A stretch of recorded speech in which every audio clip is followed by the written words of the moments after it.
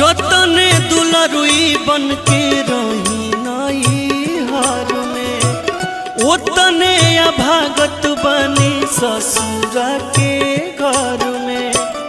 अखिया लागल रहे मधुमखिया, देखले नया पंजो। अखिया लागल रहे मधुमखिया, देखले नया पंजोर। भाठी दिहले पापाए मम्मी दुलरी धी